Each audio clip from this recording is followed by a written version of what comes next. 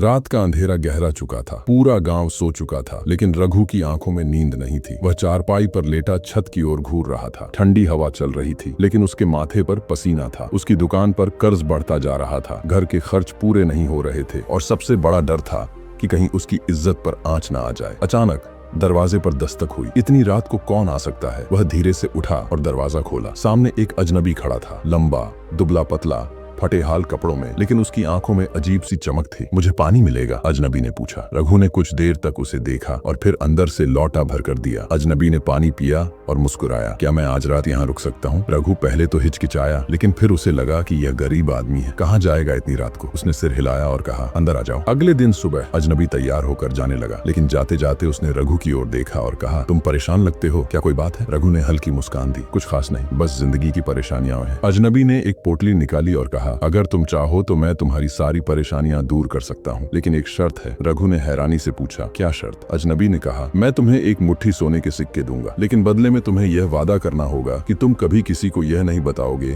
कि यह सोना तुम्हें कैसे मिला। रघु को लगा कि यह आदमी मजाक कर रहा है, लेकिन जैसे ही अजनबी ने पोटली खोली, उसकी आंखें फटी रह गईं। वह सच में सोने के सिक्के थे। रघु ने बिना कुछ सोचे हाँ कह दिया। अजनबी ने पोटली दी और बिना कुछ कहे चला गया। अब रघु की जिंदगी बदल गई। उसने कर्ज चुका दिया, दुकान का सामान बढ़ा लिया और गांव में उसकी इज्जत भी बढ़ने लगी। सब सोचने लगे कि अचानक रघु की किस्मत कैसे पलट गई, लेकिन उसने कभी किसी को सच नहीं बताया। धीरे धीरे रघु के अंदर एक नया डर पैदा होने लगा। अगर यह सोना खत्म हो गया तो? अब उसकी भूख बढ़ गई थी, उसे और सोने की जरूरत थी। उसने सोचा कि अगर वह उस अजनबी को फिर से ढूंढे तो शायद उसे और सिक्के मिल जाएं। एक रात वह उसी जगह गया जहां पहली बार अजनबी से मिला था। ठंडी हवा चल रही थी। वह चारों ओर देख ही रहा था कि एक धीमी आवाज आई, तुम फिर आ गए। रघु ने मुड़कर देखा, वही अजनबी खड़ा था, वैसा ही दुबला पतला, वही चमकती आंखें। रघु ने हिम्मत जुटाई और कहा, मुझे और सिक्के चाहिए। अजनबी मुस्कुराया, क्या तुम्हारा पिछला सोना खत्म हो गया? रघु ने सिर झुका लिया, नहीं, लेकिन मुझे और चाहिए। अजनबी ने ठंडी आवाज में कहा, मैं तुम्हें और सिक्के दे सकता हूँ, लेकिन इस बार एक और शर्त है। रघु बेचैन हो गया, क्या शर्त? इस बार तुम्हें किसी ऐसे इंसान को ढूंढना होगा जो अपनी परेशानियों से इतना तंग आ चुका हो कि वह इस सौदे के लिए तैयार हो जाए। रघु कुछ पल के लिए चुप रहा, फिर बोला, अगर मैं ऐसा कर दूं तो मुझे और सोना मिल जाएगा? अजनबी ने सिर हिलाया, हाँ, लेकिन याद रखना, जितना ज्यादा सोना लोगे उतनी ही ज्यादा कीमत चुकानी पड़ेगी। रघु को अब अपनी परेशानियों से ज्यादा सोने की चिंता थी। उसने पूरे गांव में नजर दौड़ाई कि कौन सबसे ज्यादा दुखी है। उसे रामलाल मिला, एक गरीब किसान जो बारिश न होने की वजह से कर्ज में डूबा था। रघु ने रामलाल को बुलाया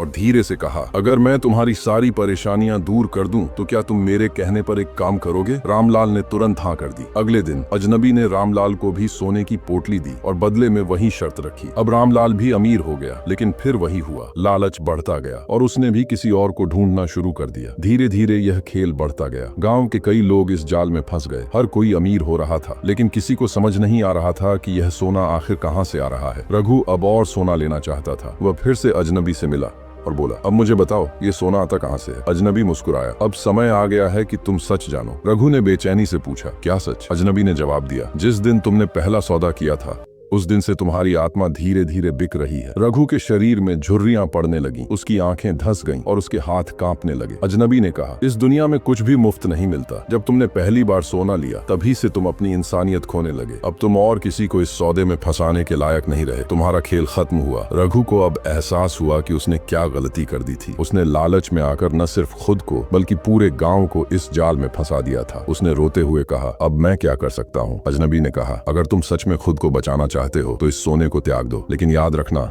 यह आसान नहीं होगा। रघु ने हिम्मत जुटाई और अगले ही दिन अपनी सारी दौलत गांव के मंदिर और गरीबों में बांट दी। लेकिन जैसे ही उसने आखिरी सोने का सिक्का त्यागा, उसकी जवानी लौट आई, चेहरा फिर से चमकने लगा। अजनबी फिर कभी नहीं दिखा, लेकिन रघु ने अब एक नई जिंदगी शुरू की, बिना लालच, बिना डर के। लोग अब भी अजनबी की कहानियां सुनाते हैं, लेकिन कोई नहीं जानता कि वह कौन था। एक बात जरूर थी, जो भी उसे मिला उसकी जिंदगी हमेशा के लिए बदल गई।